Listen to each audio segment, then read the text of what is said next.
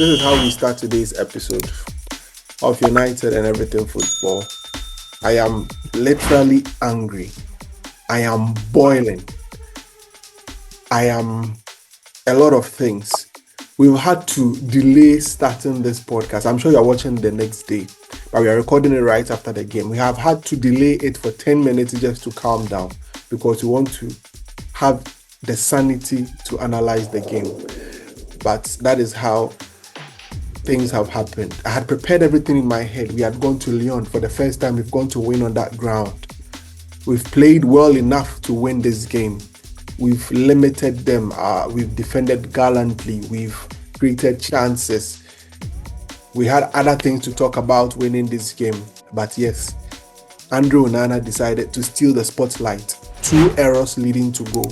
And this is the start. Since the start of last season, since the time he came into the Premier League, no goalkeeper in the Premier League, in all competitions, has had more errors leading to goal than André Onana. That's 8. There is a reason why we brought André Onana to Manchester United. Erik ten Hag felt he needed a ball-playing goalkeeper. But see, ever since he came, he's not been a ball player. His kicks are bad. He can't locate his players. He's making errors. He's not doing anything significantly or has not done anything significantly to improve Manchester United's goalkeeping department.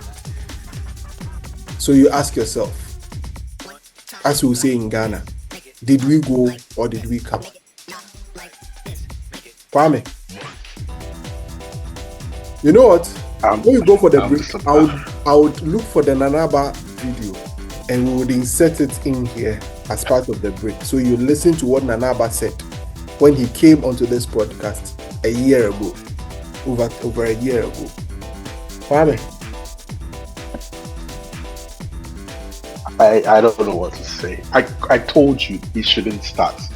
I told you he shouldn't fucking start. That narrative, that drama was unnecessary and it could easily have been avoided.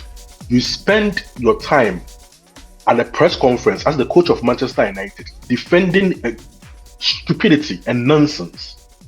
After the game, he goes to sit at the Parc des Princes or wherever it is, still trying to defend this thing. All you had to do was pull him out of the fire. That whole drama, that whole Onana nonsense should not have existed. It could all have been avoided by just playing Banya there. Just as simple as that. When I talk about the inexperience, this is what I'm talking about. It's just down to just small mistakes. I don't want to put this on the coach, but he has a branch of the blame to take. The inexperience sometimes shows. Don't play him. The season is too crucial for you to take such a chance. Do not take the chance at all. The preview, I said it, Kwame. I said it because I knew there would be a subplot that would involve André Onana. You knew it. Deep down, I knew you knew it. But you were hoping, it might not happen. It always happens with André. It always happens. Last season, he cost us the Champions League. Littered injuries. Error upon error. I remember the Galatasaray so many errors. The Bayern Munich game. Error. So many errors. So he showed us that this is in his game. And at a crucial stage of this season, where you know everything is on the line when it comes to the Europa League, take him out of the fire. It's unnecessary. Don't play him. Kwame, let's make a quick turnaround. When we come back, we'll get into the game. We would analyze everything. Remember to leave your comment. If this is the first time you're watching the podcast, remember to hit the subscribe button. If you've been watching and you've not subscribed, please remember to subscribe. Leave a comment in the comment section below and also like the videos. We've seen that the likes have gone down. Please pause the video, hit the likes for us because it does a whole lot for us. And then when we come back, we'll discuss everything here on United and Everything Football.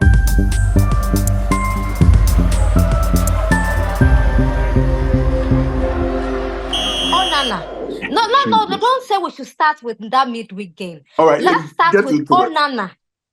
Let's start with Onana. I remember when there were rumors that we were going to sign this gentleman. I kept telling United fans that guy is a one-trick pony.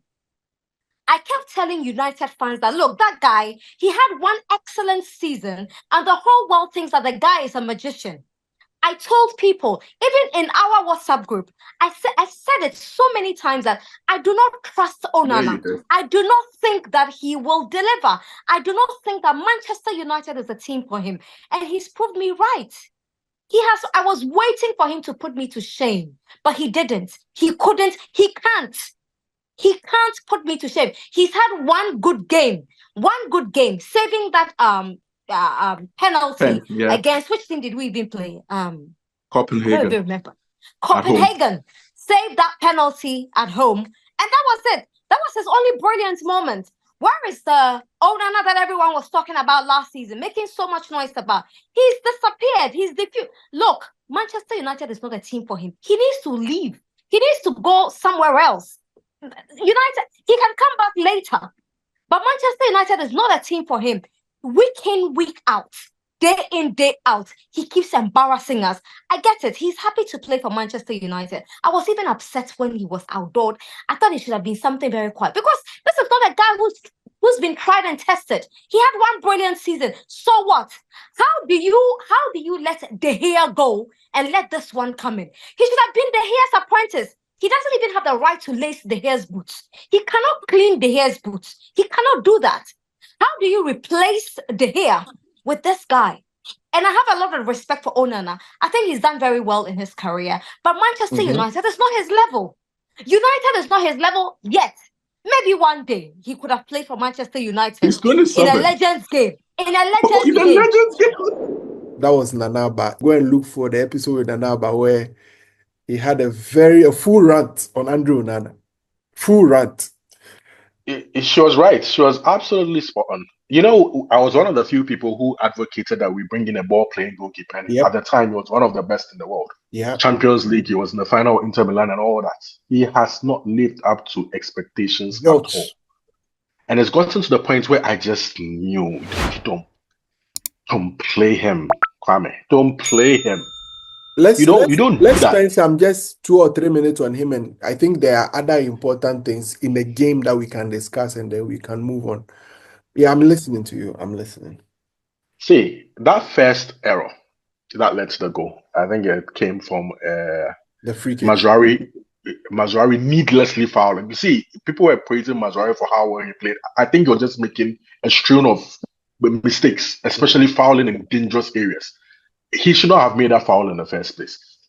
And before that ball went in, I'd said on Twitter hours earlier that it's going to come from a set piece. A ball is going to go into the box and André Onana is just going to drop it. He thinks somebody is going to get at the end of the cross. Before then, there was no trouble. Lyon had no chance, nothing. And I don't know what he's trying to do. Is he parrying the ball? Is he punching the ball? What is he doing? And the ball ends at the back of the net. The game is literally over. We've managed to take one of our numerous chances. And you push the ball back into play. How many times has he done this? This is the 18th time he actually pushed the shots back into play. A lot of the time. He gets away with it a lot of the time. Yeah, it's so basic. You push it either side of you, left or right. You don't push any shots right back into the... See, part of making a save is actually making sure that the ball goes wide and out of danger. Pushing the ball back into play is not completing your save. He has been subpar. He has been poor. He's just not good enough for Manchester United. There are key areas in the squad where we cannot play with. The striker position, the goalkeeping position, down the middle of the park, in central defense. The spine of the team cannot be weak. As we stand here, the team is shaky because the spine of the team is actually very, very quick. Very, very shaky. Especially up front and at the very back. When a goalkeeper makes a mistake, that's the end of the team. Everything that the team has done is a waste of time, a waste of everything because there is no next line of defense. If your last line of defense is as shaky, as rotten, as horrible as André Onana has been for Manchester United, then we are not going anywhere. I don't care what the outcome of this season may be. I believe strongly that we'll qualify from this stage of the competition to the next round. We will probably win the competition. But if we do, André Onana should not be starting goalkeeper for Manchester United. I would prefer he's sold But I know there are a lot of things that goes into that. But whatever be the case, he should not be the starting goalkeeper of Manchester United. He has had his time, and then that should be it. Our good friend Mopitius is reporting that, thank God, fortunately, United have been looking for a goalkeeper. Think it's safe to say whatever we are going to spend on a CB should go there. A CB signing can wait. That's his personal opinion, but he's saying that we are shopping. So hopefully, Oh, we should shop. yes, We it's should shop. very important. I mean, you can't move forward with a goalkeeper who has been error prone for two And it's not just that. It's the comics. It's the side, the wasting of time, necessary, the and there was delay a lot on the of ball, confidence the and the gimmicks talking here and there. And I was the from a best goalkeeper. last A year. goalkeeper, You barely Kwame, hear of them. you're not supposed to be hearing about a goalkeeper. You barely All hear we of should be goalkeepers. talking about a goalkeeper is this goalkeeper is fucking brilliant in goal. That's just it. But with André Onana, it seems to be every other thing apart from his performances. There is absolutely zero consistency. His downs are too many at a huge club like Manchester United to be tolerated. He should just fucking go. I'm tired. I'm done. Probably, on the whole, the performance. Let me check my statistics. On the whole, I think it was a very positive performance. I mean, right after about 20 minutes, I The said, job was done, Kwame. The job was done. We deserved to win the game. I just typed on Twitter, a deserved win for Manchester United because that we was it. went in there and we took the win from Lyon, only for Onana to give it back to him. I It was a mean, good performance. it was Good a very, performance. It deserved it the was win. a good performance. Our players were up for it. They showed up. They played very well. Bruno showed leadership. Lenny Euro, I think, played his best game today for Man United. Got the equalizer. Showed leadership. He was everywhere. I mean, you look at all the players from who?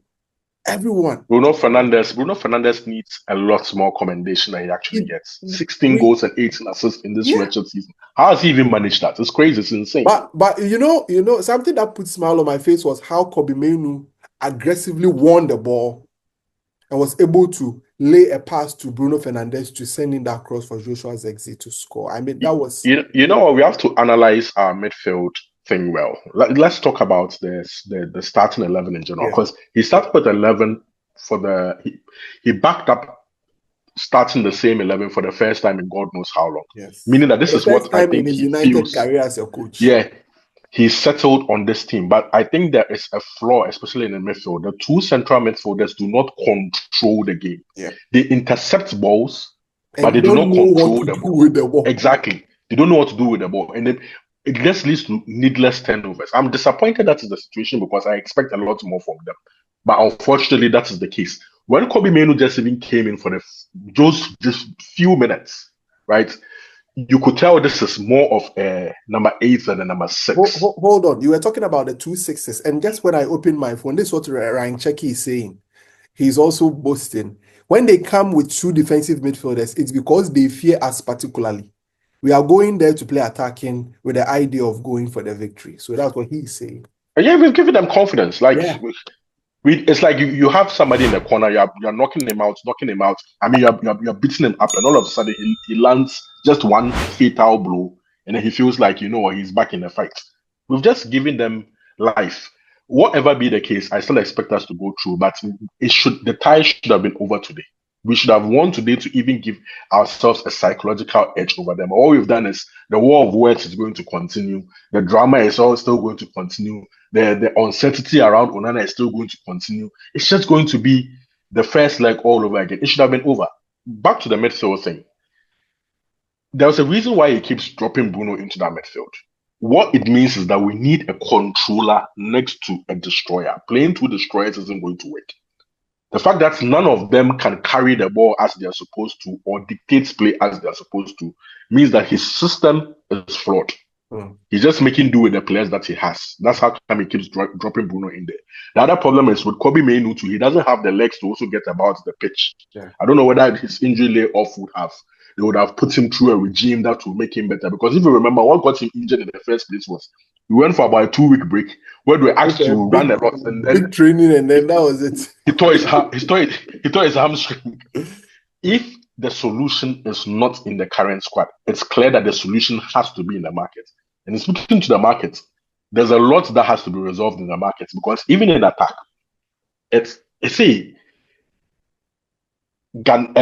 Greenwood, Martial, and Bruno were not great, and Marcus Rashford, they were not great, but were very good, very, very good players, especially in a system that involved swift counter-attacking and transition football.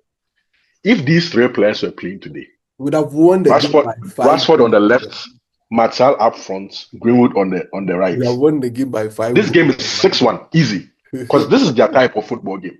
But unfortunately, now we have Garnacho, we have Erasmus Højlund, whom I don't want to say it for the umpteenth time, but I'm saying it for the very last time, should never ever have been bought for Manchester United and should not be playing for Manchester United.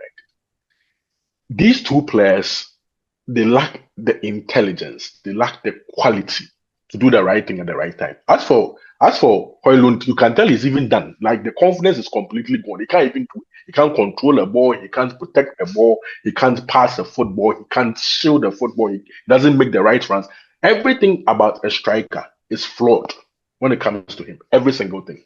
Garnacho doesn't make the right decision. As hard as he works, trying to fit into the system, you can tell he's an absolute misfit in this particular system. If he's not going to play as a wing-back, he doesn't have a future in this system playing for Manchester United. There's a lot of growing up to do, but there's not a lot of time for that growing up to happen. Yep. You get what I'm saying? So that's the issue. There was no coordination, there was no team play going forward. It was all individual, and then mistakes strewn. So many mistakes all over the place. It can't continue. Just speaks to an overall lack of quality. In order to resolve this, it also has to be resolved in the markets. It simply has to be resolved in the markets. What we are going to do from now to the end of the season is grind,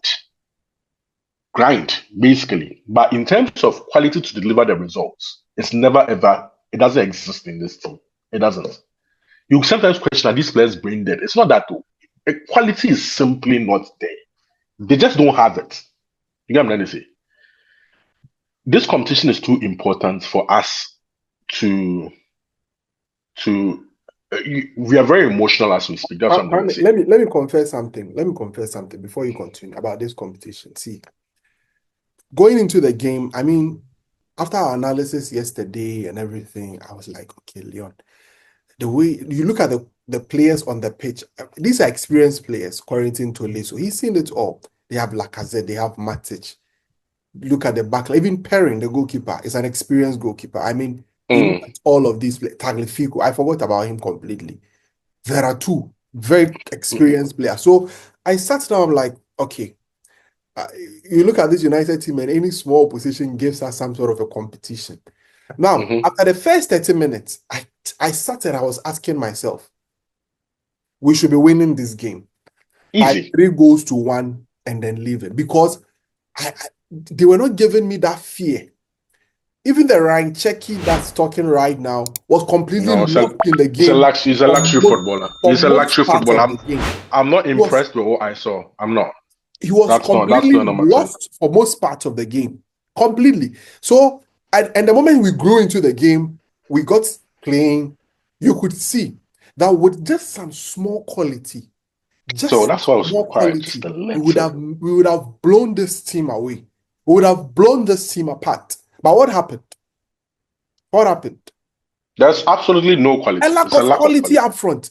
First chance that Patrick Dogu cuts back to Rasmus. Did you see what Højlund was doing? Just couldn't connect. I'm like, what is this? Pathetic. And there is a part of his game I've seen that, see, no matter what we say, will never go away. And that has to do with the idea of him consistently wrestling with defenders because he can't stop. He's never going to stop. That aspect of his game, if he stops... He's not smart enough to stop it. I mean, just being smart enough. You see, football, is just the IQ as well. It's not just about running. And anytime he holds the ball, you have a sense that he's so clumsy, he's going to mess up with the ball. And the same with Garnacho. Garnacho is so clumsy. It's like he has no bones in his legs. He's like, let me get the ball and just run. How did Garnacho miss that chance, that cross from Dogo, how did he miss that? Because he's so clumsy. Me, I always How say, are you missing that? Quality, aside the lack of quality, see, He did that same thing in the City game. There was a cross from Diogo Dalot, and I don't know what he was doing. See, there's been an interview by some of the players where they were asking who is likely to forget something, who is likely to forget something. Do you know the player they consistently mentioned? Ireland. Exactly. He's a big baby. How do I describe it? He's a baby. He's a child. A kid. A baby. And that's the player we spent so much money, about 70 million, to go get, to come and lead the line to Manchester United. The people that led all of this operation are criminal. They should investigate them. Yes. Honestly. How is a player rated 40 million pounds and the next thing we know it's costing 70 million? Where did all that money go? This action is criminal. You don't do this. See, all these mistakes must be rectified. That is how come when we are linked to another baby, I have a problem. See, we can't play with the striker's position. Let's not kid ourselves. Top striker in that team, and we are beating Lyon by a lot. You think Osimhen or a Gyökeres in there, and we are not scoring a goal or two? Even Zexi was able to position himself well to head. He doesn't like heading the ball, but this time around there were two options, opportunities like that. The first one that he headed, the second one, do you know what he was doing? He was trying to use his leg, the back of his leg. Even although the defender had it, he was trying to use the back of his leg to do something. Position him. Our strikers. Oh God. How did we get? Oh, they're not good. How did we get? I was just about to say this. How has Manchester United gotten here? Where this is our forward line? I don't know how that's possible. I don't know. This is terrible. Maybe we are going through the pains to be able to recover and do something else. But it hurts. It hurts that this is our attack. This is our attack. This is terrible. This is what Matic has gone to post. Told ya. I've just posted it here. Told ya. It's absolutely spot on. He's posted it. He's won at the end. Honestly, for me, it's over between the two of them. It doesn't matter what happens. What do you say? There's nothing you can say. His point has been proved. He says you are one of the worst goalkeepers in Man United's history. You are. And that's a fact. Every statistic shows that. Yesterday, I think you posted this Sky Sports stat. You look at the list of goalkeepers, and every metric in there points that he's been one of the worst. Yeah. Yes. Unless you want us to pitch him against Masibo Taibi, who wasn't the number one goalkeeper at Manchester United. Or the number ones who have been the worst. Or Raymond van der Haar. See, let's say the guy he's just shit. Honestly, Onana is just shit. He's just been shit. He's just been awful. I can't wait for the season to end because he cannot come back to Manchester United in the summer as Manchester United's number one. That'll be a travesty. It's unacceptable. It should not happen. We just have to hold the L. Matic, fair play. Fair play. Hold the L. That was my fear. I said, you know what? The worst thing that could happen is that Onana would turn up and pull up on Onana. That's how come I told you. I don't like repeating this. Avoid all this. See, there's some things can be avoided. That's exactly. Some things can be avoided. That's exactly. You can just sit him on the bench, play Banye there. The fans aren't charged up because Onana isn't playing. Matic wasn't playing. Matic was sitting on the bench. Was comfortable. Onana should have been sitting on Manchester United's bench as well. You eliminate that storyline, right? That drama that happened. You completely eliminate it because both players are not even active. And the fans have nothing to be charged about. And do you know what will happen when Matic comes to Old Trafford? He will receive an ovation. He will receive an ovation because he's an ex-United player who conducted himself very well. And his rant or his argument wasn't against the club. It was against a particular player. Who keeps costing us and will probably cost us this competition. And now that he has done something that has affected everyone in the club, when Matic comes and he walks through the tunnel, the fans, and when he goes around and everything, he will be well received. It's been a hell of a recording today. I don't know what to say. I don't know what is there even to talk about again. Kwame, what do you know what Amorim just said right now? What is he saying? He has just buttressed exactly what I'm saying right now. Mm-hmm. See, when I come here and I say this coach is inexperienced and makes mistake, and he himself acknowledges it, people think I'm hating on him. He said, I just read it, so I'm going to paraphrase. Yes. He said about Onana's mistake, it happens, but I have probably made more mistakes this season than some of the players. It's a mistake to have even started him in the first place. He's a young coach who is prone to mistakes. Yes. Don't play him. Do you know he hasn't gotten past the quarterfinal of an European competition before as a coach? So he himself is entering into uncharted territory. We are in this together. That's the thing. We are all suffering this whole issue together, trying to break barriers, trying to break things. He himself is suffering those things. You don't play him, Kwame. Jose Mourinho isn't playing you. No, he's not. Jose Mourinho, he won't play you. He's not stupid. It's not about trying to overcome a situation and show that I am brave and I'm courageous. And if there's no pressure, and no, it's not about pressure. It's about common sense. Common sense must prevail. Who are we playing? Eliminate that issue. Newcastle. Now, do I even care about league games? This is the issue, right? This is the issue with not winning this football game. Winning breeds confidence. Do you know that since we came back from the international break, this means 3 games we've not won any game. This is the implication. And we're going into a very tough Newcastle game where we are most likely not going to win. Add that to it, and it's 4 games without a win, going into a crucial game against Lyon at home. This is the implication of Onana's actions.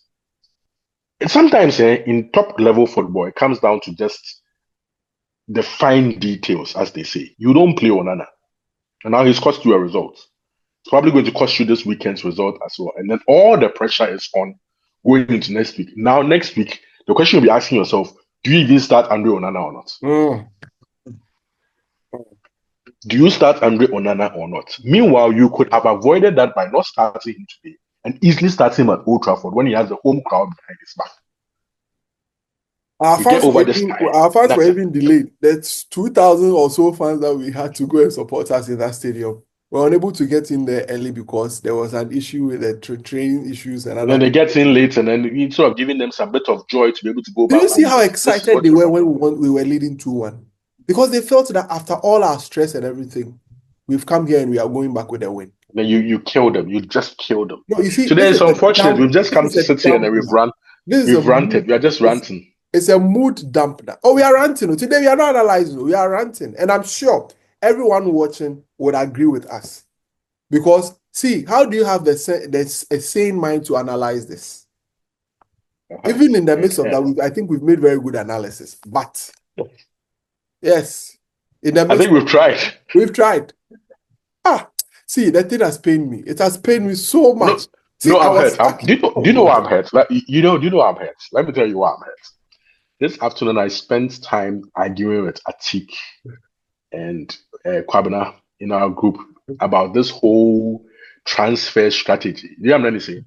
Based off the fact that if we don't make Champions League football, all that their dreams and then their hopes and then their aspirations and saying that we can still get Osimhen, we can still get all those things, everything goes in the bin. That is the reality of the matter. We know the problem. It's the reality of the matter. So if we can't even begin to have that conversation if we are going to get ourselves knocked out of this competition, all you'll be doing is having a fool's dream and then thinking that Ineos are going to pull off miracles. The miracles won't happen. You know why Sir Jim Ratcliffe was in the stands in Lyon today? It's to offer support because if we don't win this competition, he himself is fucked. He knows he's in trouble. He knows the club is in trouble. They're all trying to come together to offer as much support as possible to get this Europa League thing. We heard what Ruben Amorim was speaking about when it came to the importance of this competition before the game, because he said it will change a lot for us, especially in the transfer window. It will. That is the direct implication. Once you get Champions League football, our budget and everything changes. The quest for certain players changes. Who are you going to convince to come to Manchester United to take a pay cut to play no European football for you, when there are other clubs who will be vying for them, offering Champions League football, and then be bringing in better teams? What is your leverage? United doesn't have much leverage anymore. That is the issue. If we don't qualify for the Champions League by winning this competition, we are so fucked. We are so doomed. I'm reading André Onana is not helping us. From the Manchester Evening News. I can't confirm, but they are saying United are walking away from the Osimhen deal or something. But it is a non-starter. Listen to what, you have to listen. Listen to me. Listen to me. It is a non-starter if you're not even going to play. You don't even sit at the table with him to tell him, would you like to play for Man United? Win the Europa League. Win it. It's not a charity. Then the next thing he tells you is, you know what? I was playing for Napoli and I was probably on 200k a week. He was. If I'm going to play for a bigger club, exactly. If I'm going to play for a bigger club in England, I have to be on the same. Same? What same? Napoli is less than bigger clubs. So if I want to play for a bigger club, I have to take bigger wages. Mind you, if a team from Saudi Arabia is coming for Victor Osimhen, do you know the wages they're going to offer him? So you want him to come to us at a discount or what? Like, it doesn't even make sense. It is a non-starter. You don't start negotiations when you don't have anything else to offer. Unless, of course, you want us to do what we've been doing over the past 10 years. When we should not be offering those wages because we can't afford it. Yet we keep offering those silly wages when we are not even playing European football, expecting that miracles will happen. Paul Scholes, they should be prioritizing a new goalkeeper, but you have to think budget-wise. Onana might need competition. The Turkish lad probably isn't good enough. It will come down to money. So what are you thinking about? Everything I see. Everything I see.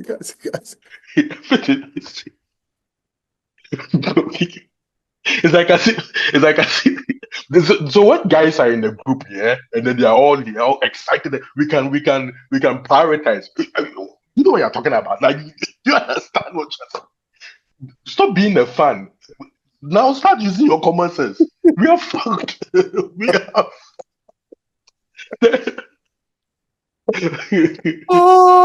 We are so doomed, and we've been preparing ourselves for this for like 10 years, and we are here now. We are so doomed that if we don't qualify for the Champions League and get that Champions League match, oh God have mercy. God have mercy. You end up with five Patrick Dogus, 5 of them, and then you pray that at least 3 will work. Oh, all right, Fabi, let's end it here. Let's go and sleep. So if you are watching this, we recorded it right after the game. Okay, so we need to go and sleep. You have slept. You have probably slept and are watching. This bears. I'm in so much pain. I'm in so much pain. Rival fans will watch this and enjoy this year. So much like, yeah, those guys are hurt. Those guys are going through it, and they deserve it. I'm in so much pain. You know what? The beauty of all this is next week, hopefully, we'll be smiling and we'll forget about all this, because in this Europa League campaign, we've been through this several times. This is not the first time we've been through this in the Europa League. The first 3 or 4 games of the group phase campaign were all like this ranting, and in some way, somehow, we got over the line. Fact of the matter is, we are still unbeaten. I was just about to say that line. Fact of the matter is, we're still unbeaten. This is 10 games in the Europa League or so. And we've still not lost a football game, and we have a return leg at home.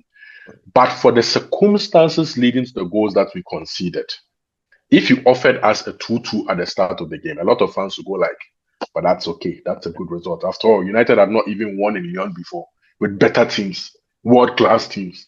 I saw the lineup of our last team to go to Lyon in 2000. That one we had to equalize at the dying ember. Jesus Christ, what a team! But then again, that was also a Lyon team that had won like 7 titles in a row. Yeah. Massive team. Yeah. So the 2 teams are playing at their level now, where both of us are shit for, and we've been shit for a long time. So 2-2 is a fair result. We'll on to Old Trafford. Let's just get this done at home.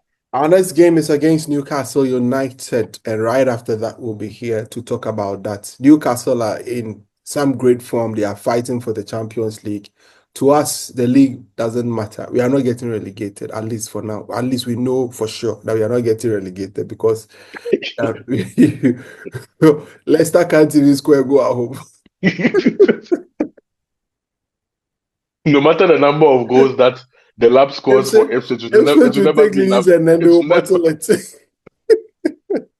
So, And West Ham can't win a football game to save best- their lives. Tottenham too are trying their best to match us every step of the way.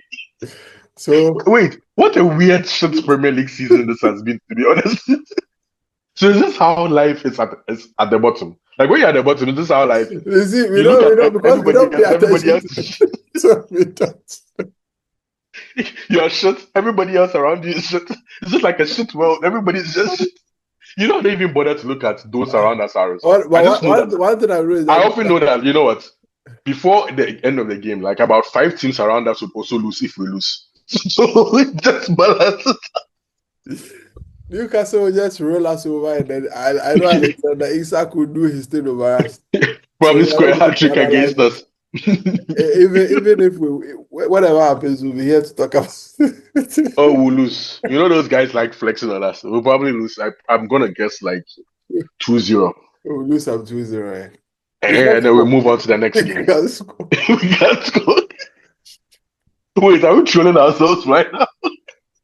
How did we move from despair and agony to just trolling ourselves? We had to turn it.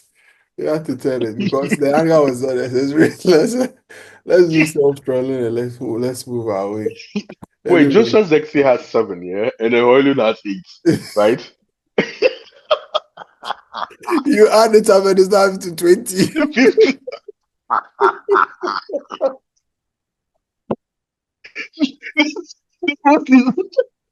Two strikers have 15 goals combined.